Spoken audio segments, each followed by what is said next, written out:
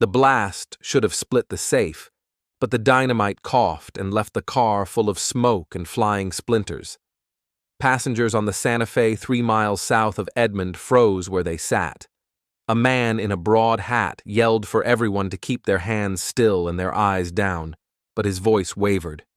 Another man kicked at the iron door twice and hissed that the money wasn't coming out. Someone in the coach tried to hold onto a watch. A warning shot snapped past and shaved part of his ear. The men outside, Al Jennings among them, stumbled back through the haze with almost nothing to show.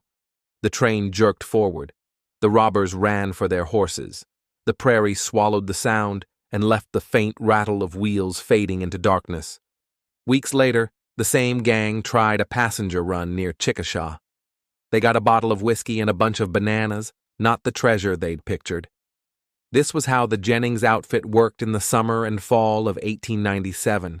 Big talk, thin results, a run of train jobs and store holdups that made better newspaper copy than profit. Outlawry looked bold from a distance. Up close, it was sweat, bad luck, and the fear of hoofbeats coming fast behind you. Alfonso Al Jennings had not started out on the wrong side of the law. He was a lawyer in the Oklahoma Territory, sharp-tongued and proud, elected prosecuting attorney of Canadian County in 1892. He moved to Woodward to practice with his brothers, Ed and John.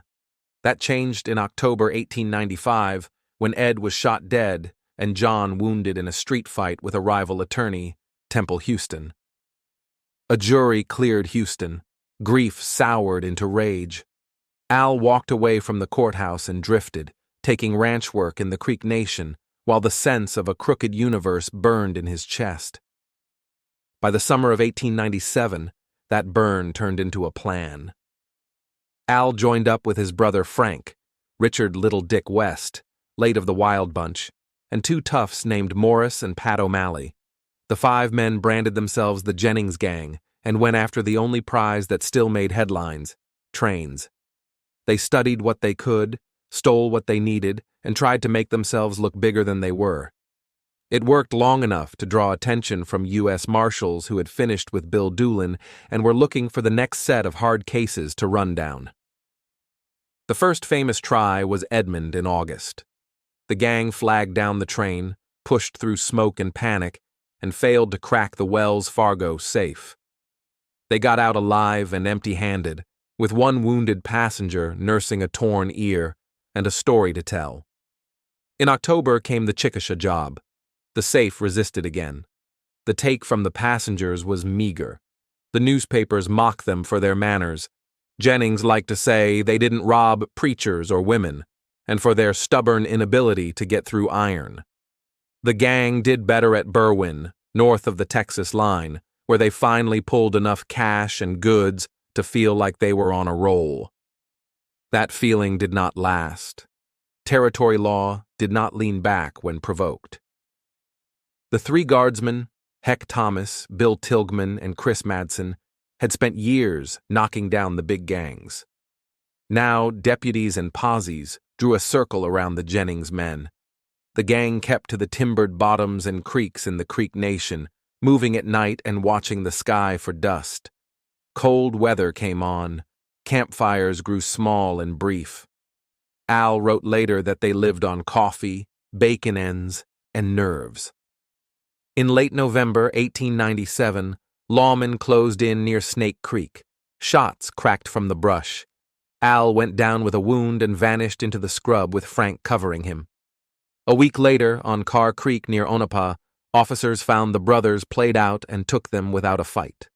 The O'Malley boys soon followed into custody.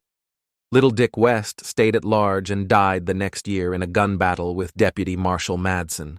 The gang that had wanted to be famous had lasted only months. The court in Guthrie was not moved by explanations. In 1899, Al Jennings drew a life sentence for robbery. The auditors counted the attempts and the headlines. The lack of bodies didn't help him much. He went to prison, wrote letters in a neat hand, and tried to imagine a future that wasn't just a steel door and a count at dawn. His brother John worked the law and chipped the sentence down on appeal.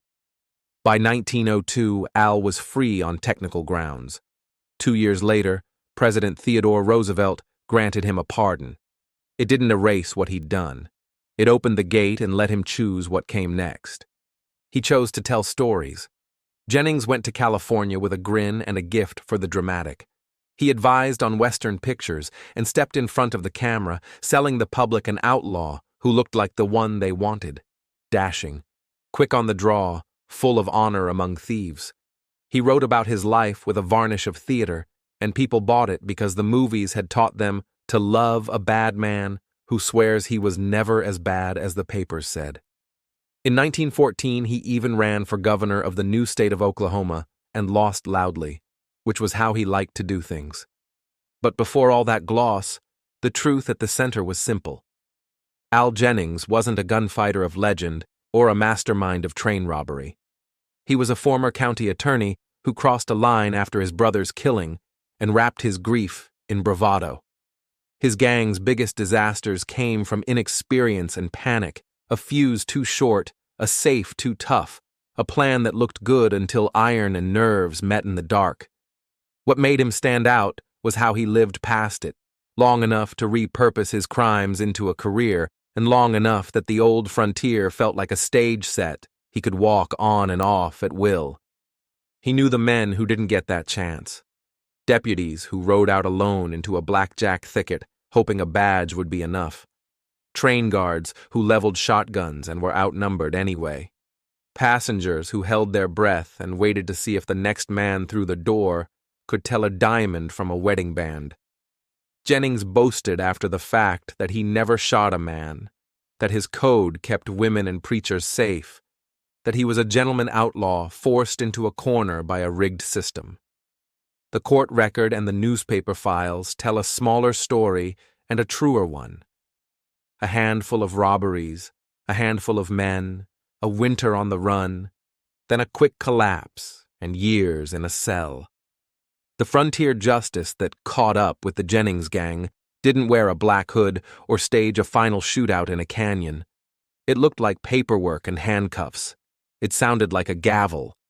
It came in the steady pressure of marshals who kept riding until the horses were lathered and the suspects were limping. It came in the patient work of a brother who argued down a life term. And it ended with a presidential pardon that said the nation believed a man could step back across the line if he chose. In his last decades, Jennings leaned into the legend, but the old territory never quite let him off the hook. Towns like Edmond and Chickasha remembered nights when the lamps shook and the cars filled with powder smoke. Old-timers kept the names straight: Frank and Al, the O'Malleys, Little Dick West. They remembered how fast a man could move from courthouse to cottonwood draw and how quickly a posse could appear where the map looked empty. The great train robberies of the West belonged mostly to other men. The Jennings chapter endures because it shows what the end of an era really looked like: messy, human, and often incompetent, with justice arriving not in a blaze, but in a cold dawn and an empty stomach. If you stand on the right stretch of track on a late summer night and the wind is down, you can still imagine the scene: a lantern swinging, a whistle fading, 5 riders bolting for the dark because a fuse sputtered and a plan went wrong again. No legend there, just a snapshot of the Old West as it closed, law and outlaw a few steps apart, both running out of time. Thank you for listening to Deserted Trails. Subscribe for more forgotten stories from the old frontier.